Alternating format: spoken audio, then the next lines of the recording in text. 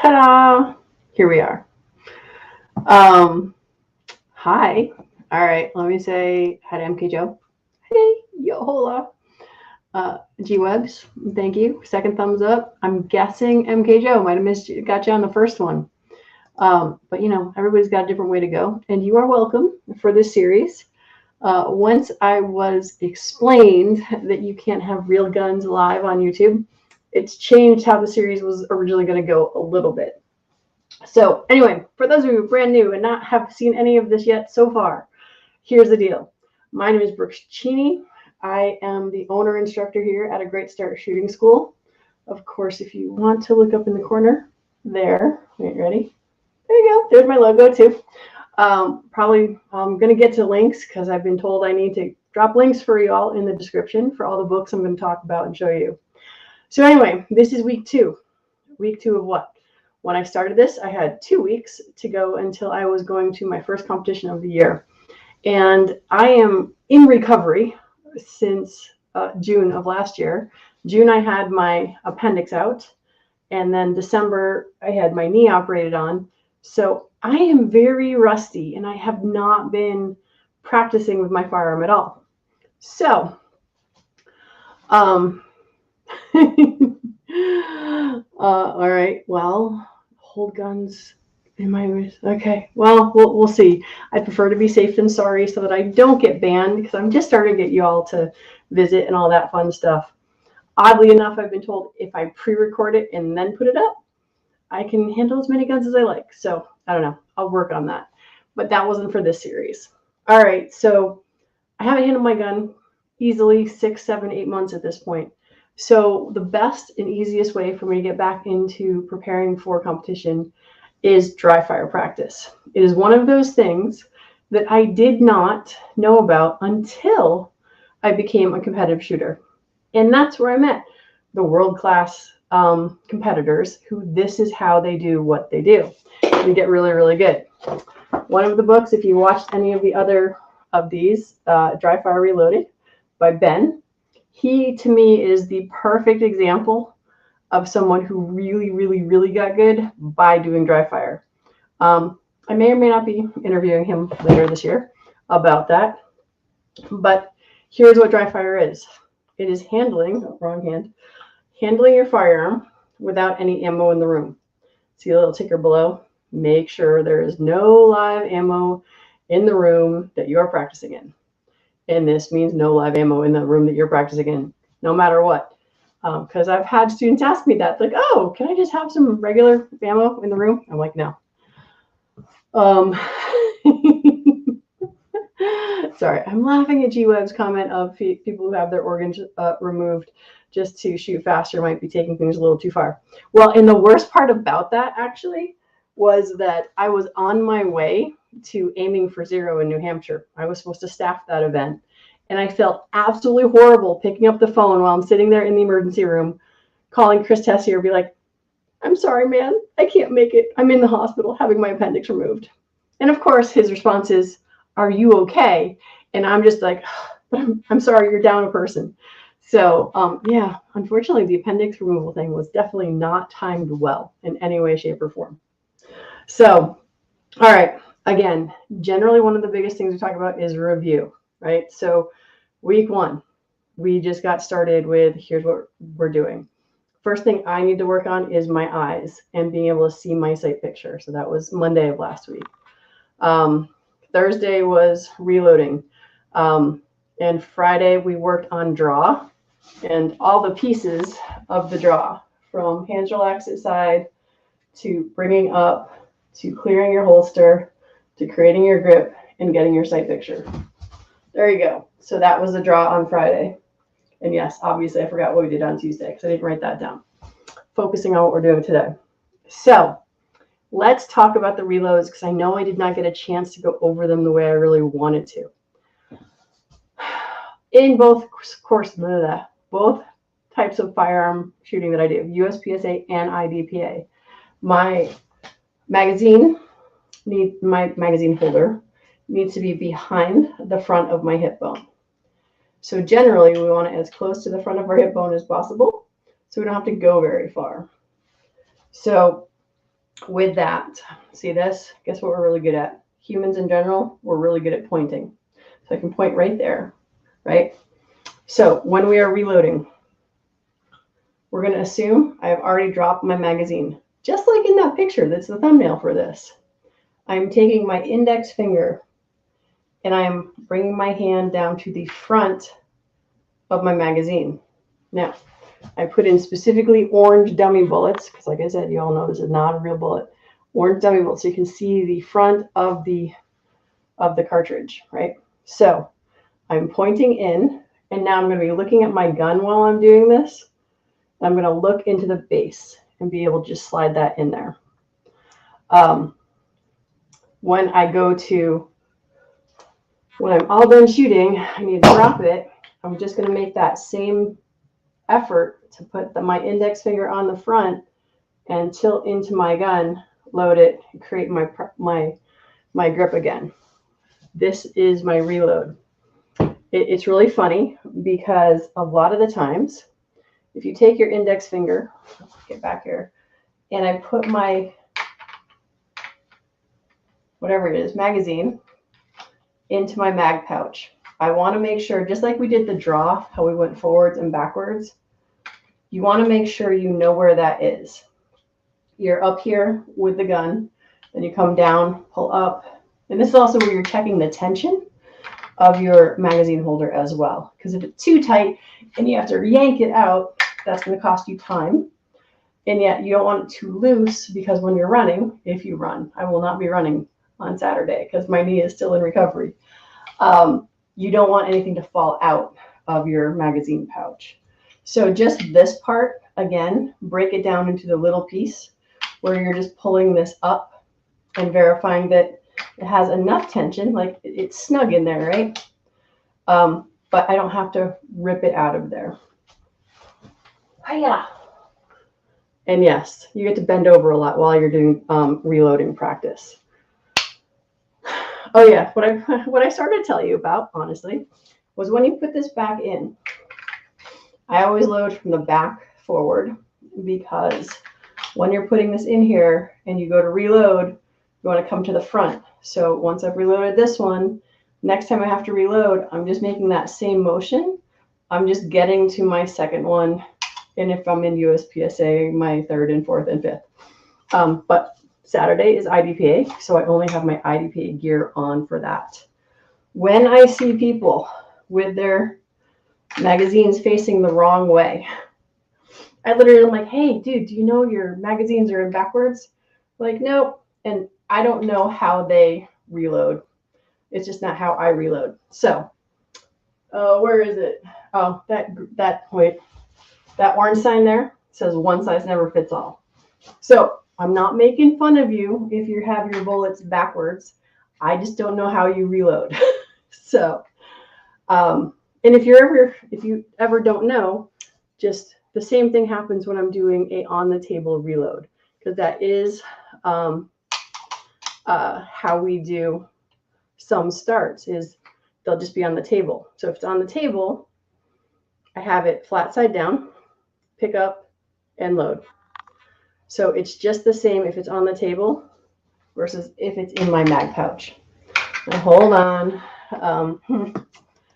Somebody, NK Joe, apparently lives somewhere where there's a free state and you can have 33 rounders. And I am not in a free state, nor is production, which is what I shoot, anything more than a 10 round mag. When you start with 11, one in the pipe, one in the chamber, and you're 10. So 11's as high as I go. And I'm trying to think, there are classes where you could have a 33 rounder if you're in a state that is legal.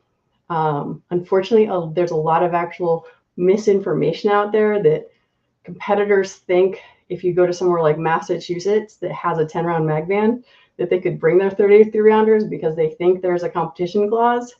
There is not. We've actually checked with the Attorney General in Mass. So be careful where you bring your 33 rounders is basically what I'm saying. Do I use old bad mags for practice, which might not drop well? Do you practice with top-notch gear, even though training will abuse it?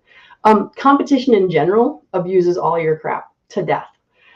So no, you know, that run what you brung thing. All my competition gear is the same stuff that I practice with. I have two identical guns. I tend to use the same one in practice and in competition. Some people are not like that, and they have a practice gun and a comp gun. My guns are almost twins. I really have the second gun as a backup if I go somewhere and my gun breaks and I need to replace it and it's not something I can fix quickly. So yeah, no, everything that, oops, sorry, can we do that? Actually I do. You just can't see. I'm a girl, so they're in colors. So this is my blue one. That's my pink one. I got my Barney mag. And that's green sparkles. So I don't memorize things really well. So if you told me, oh, mag number 3 was the one that busted, I wouldn't necessarily remember. But if I know it's my blue one, because actually I have one. This is my pink one. And this is the bad mag. So this is the mag that I always use for my Barney mag. And for those of you who don't know what the heck I'm talking about, when G-Webs was asking the previous question about which don't drop well, this guy is the one that does not drop well.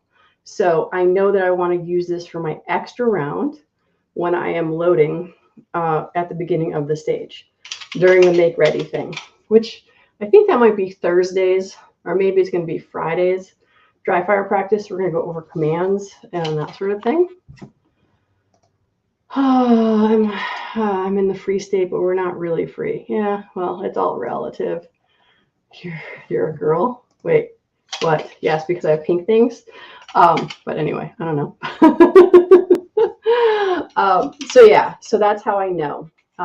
For those of you who have not been in competition and you don't know why it's important for me to be able to differentiate my mags, it's simple. Like this one, if I notice over and over again that when I go to drop it and it's not coming out, when I've got my finger on the mag release and I do my flick and it doesn't come out, then I know, and I notice that, and I'm like, okay, take this guy out of rotation, because anything that's not running properly will slow you down. You just can't do it as well.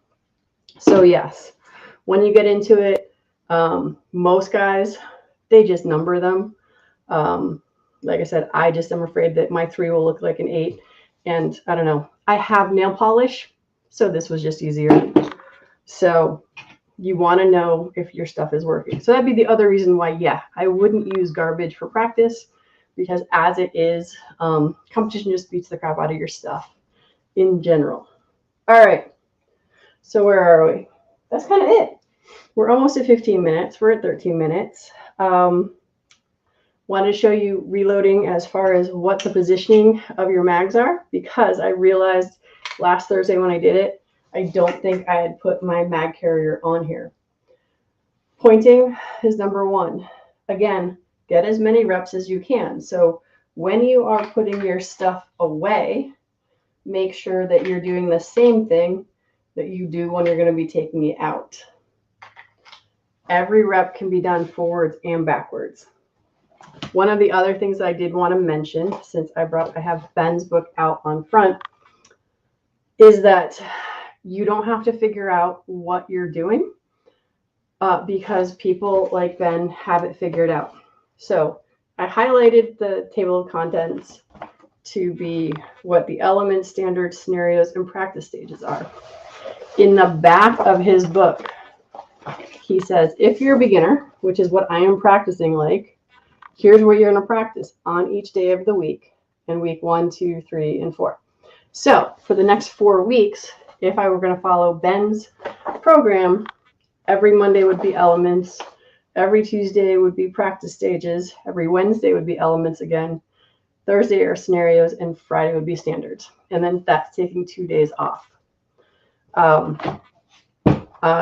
Mike's book, which I've also been showing you guys as well, he has specific drills actually listed out.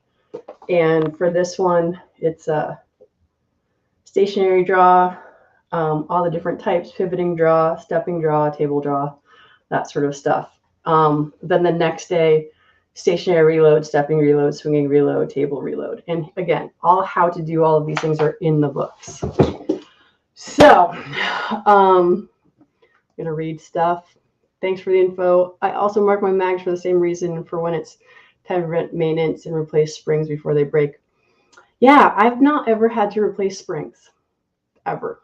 Not saying that I shoot enough to, but that is definitely another advantage of knowing what mags are doing what, because the other thing, other than having to do that reload and having them not come out, the other part is if they don't go in well, that would be the other time that you want to take them out of rotation.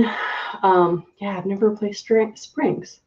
So, all right, good practice breaks gear. So good training costs you money if you're willing to gain the experience breaking their gear and practice, in my experience over the years. Well, a good news is, for me at least, I have not really broken any gear. Generally what happens is what actually happened on Tuesday when I ran my classifier and I just lost my fiber. So I would much prefer to practice my gear and have it break during practice versus when it breaks during the competition. So, but yeah, stuff does break. But that's all part of the cost. Your time investment is huge when it comes to dry fire, or it can be. I have not been practicing a ton. Like I said, I did Monday, Tuesday, Thursday, Friday. I also took the weekend off. I didn't do anything. When I leave you guys, I have to actually go find my gear because this is for my M&P, not even for my CZ. So anyway, so yes, this is actually a very valid point. Dropping mags, people will hold their guns over the couch to keep their 2 mags perfect. The bed is actually easier because most people's bed are higher than the couch, at least in my house. So there are those. I actually have a basket that I got that I can put around my waist to catch my mags for when I am practicing a ton and I just don't feel like picking stuff up off the floor all the time. So I don't know if the baskets are available to people anymore or not. So, all right. Well, you kept me talking again, but that's all right.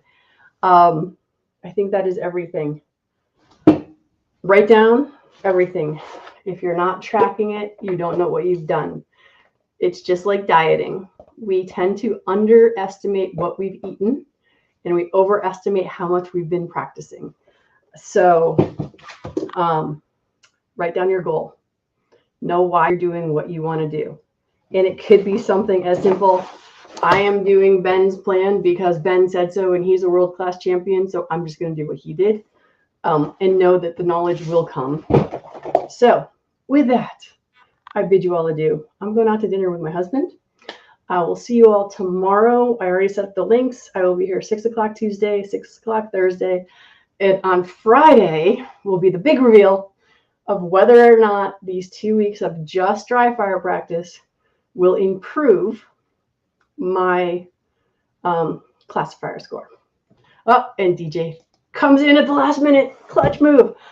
Yeah, sorry, dude. I never put the link up. I apologize.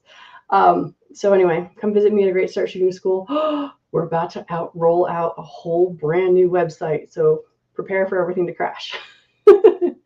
Anyway, love y'all. Have a great day. Stay safe. Finger off the trigger. Sights on target. Smooth trigger pull. All right. Talk to y'all later.